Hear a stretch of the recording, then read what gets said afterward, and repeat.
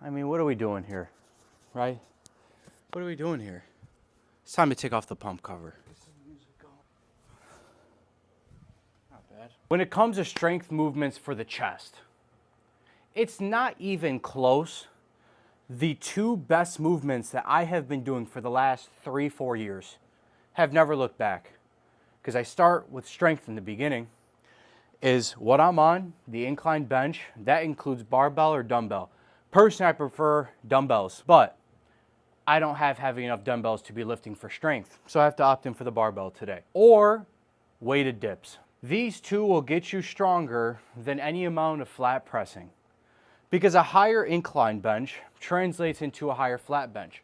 I've also noticed that when I start getting into weighted dips, my bench press also went up by proxy, which tells me that I think the heavy focus on flat benching, unless you're in a powerlifting competition, like if you want to get strong and in phenomenal shape in as little of time as possible, why would you lean on the flat bench? Like that should be maybe a third or fourth movement that you're doing.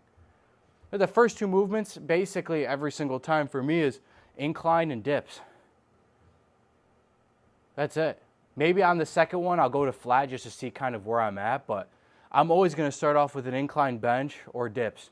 Rarely just to have fun, you know, like you're with your boys and it's like, hey, let's max bench today. That's the only time I'm ever starting off with flat bench. Like I can't remember the last time I actually have. It's got to have been, God, 6 months maybe? Something like that. My point is, when it comes to strength on your chest exercises, you pick between dips and incline. And to be honest with me, I lean more on the incline than I do on dips. But dips are always going to be a part of my routine. It's a part of my routine even on tricep day and chest day. I just think it's the output required is just, it's per minute. The way I always look at stuff is, how do I make every minute that I'm inside the gym way more valuable than basically anybody else's?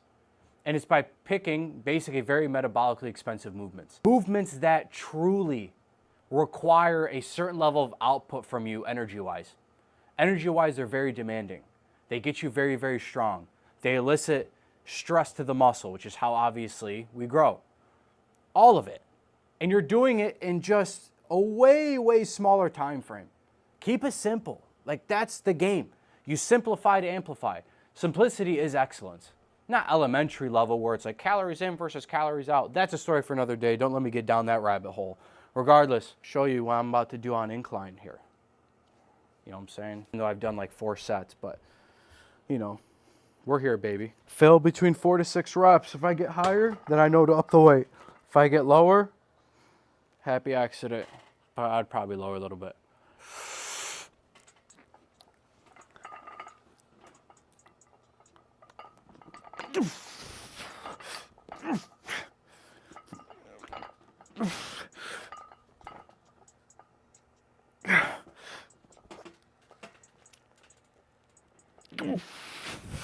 Man, 5 solid, 6 sloppy.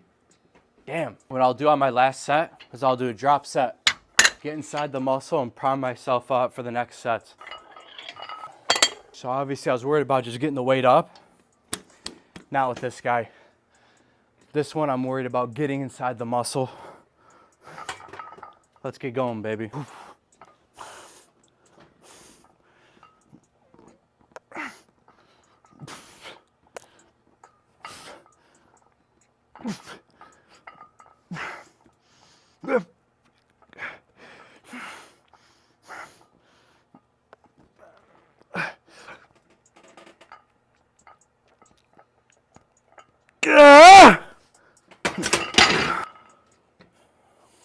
Sometimes you gotta bark. Let that dog out.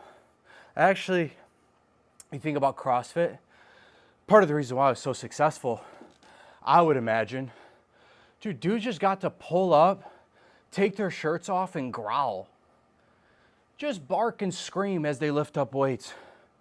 Letting that that's why I see a lot of those weird groups where it's like dudes are paying like 20 grand to be yelled at and to growl. Like, this is what happens, is everyone's so damn suppressed. So suppressed. And that's part of the issue. Express yourself like if you were to get into fitness and diet.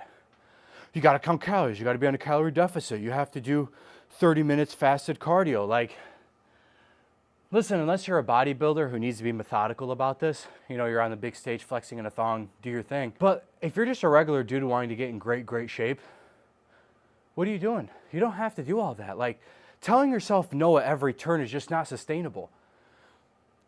Suppression is a failed experiment. It always has been, it always will be. Because you're going against your true nature. Like who you actually are internally and the things that you just naturally just like have always been like, you can't just turn those off. It's a part of your biological code. Key is how do you set it up in a way in like a system that's actually making you and what that urge is into a superpower. Like for me, small example, I'm obsessed with food. Like I eat ridiculous sums of food. I'm obsessed with food. I don't have the cleanest palate from when I was younger. You know what I mean? And now what I do is I basically, like if I want to go do stuff, then I have to get certain work done. I have to go do a workout. I have to do something productive. And because I want the food so badly, I just do those things. And then that's the reward. That's my fix afterwards. It's an extreme example.